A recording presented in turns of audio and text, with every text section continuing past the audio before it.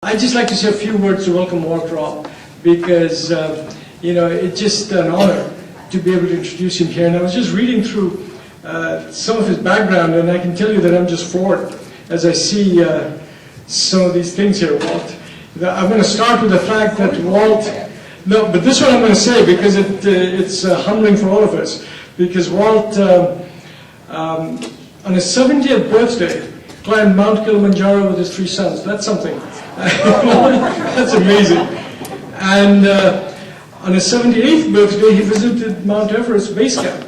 So Walt, this is just, we all aspire to being able to do these things at that time. I wonder if I can do it now. The other thing that I'm going to mention is that Walt's got 12 patents.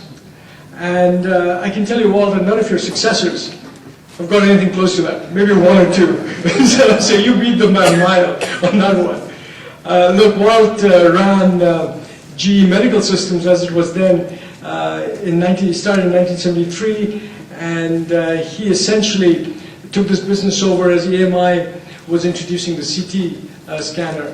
And he, of course, took GE to a leadership position in the CT business, which, as most of you, I think, know, is really the core of the healthcare business. That's what everything else was built on, modeled on, and it still continues to be one of our most successful and strongest businesses, for which we are well known. So you've really built a tremendous business. They're world-renowned, and we're all very proud of it. And then he took on MR, and that was the other business that is one of the core businesses in GE Healthcare. Achieved #1 market share very quickly. Then he moved on to the Research and Development Center.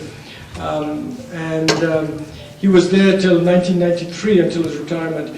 And again, the Research and Development Center out in Schenectady has progressed since then, but a lot of the work that we do here in healthcare, it comes so much from the R&D center, and we're so dependent on it. And I'm sure Walt, moving from medical systems to the CR&D, had a great impact on that relationship, which is so tight and so useful and valuable to us today.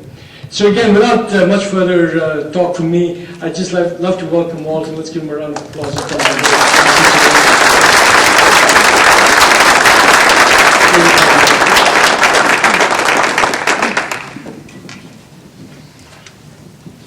First of all, let me thank Omar for having you people come off out of work to meet with us.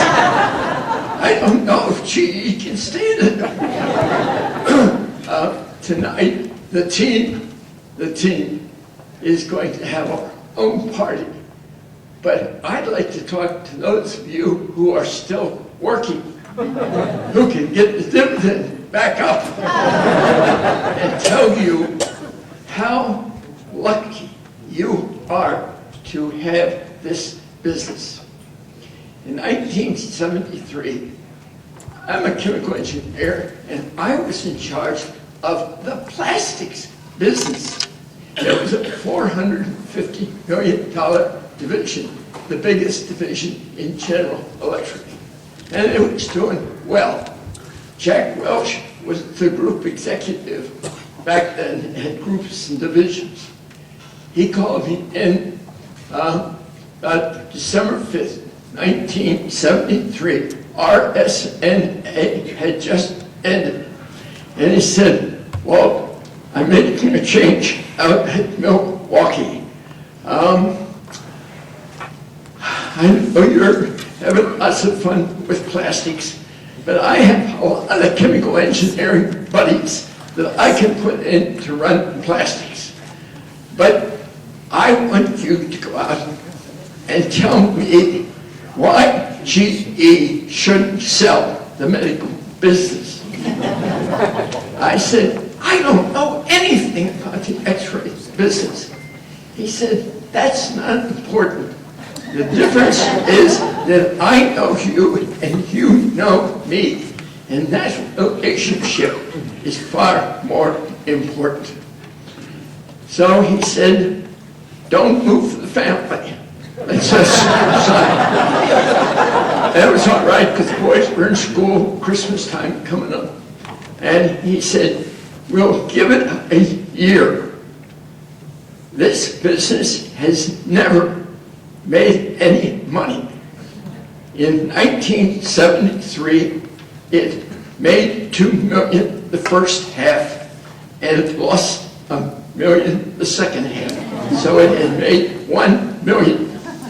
And it was the smallest division in General Electric. But he added, I'll have a job for you back in the company, so you won't have to work. What an assignment. I got up here, and this is 1974, and EMI is just starting to ship CT scanners. And we were a little late getting started because everyone here thought that it was only a head scanner for neuroradiologists. But once we got turned on, by May, we had a proposal from the R&D Center to make a revolutionary scanner that would have a 5-second cycle time compared to 4 minutes. And that is what revolutionized the business. And from that day on, Jack never brought up selling the business. And it has now become one of the big businesses in General Electric, from the smallest division. Sales in 1973 were $200 million. $175 million was reselling Kodak film, on which there was a 1% margin. But we did it as a convenience. We had $25 million in monitoring and dental x-ray, which leaves $100 million for the imaging business. So in our 13 years, we took $100 million to $1.6 billion. And you people have taken it to 16 million, which we would never imagine in our fund dreams.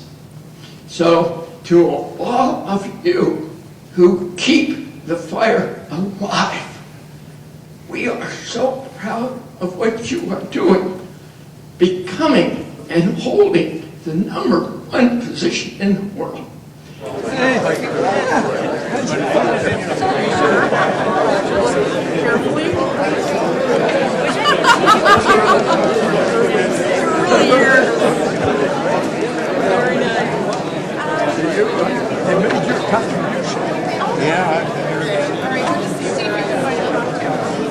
There, this page. That looks good to me. Keith. Yeah, Keith, right.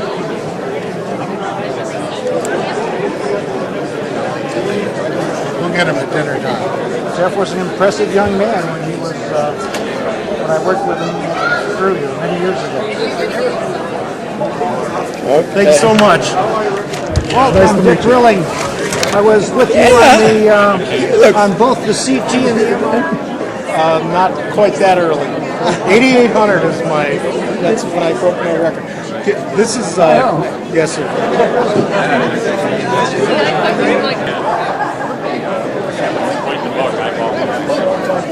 Quite good. You still around here?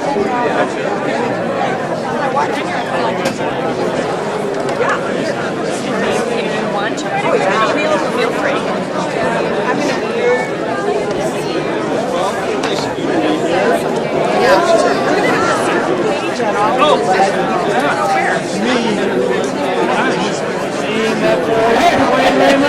Stan was great.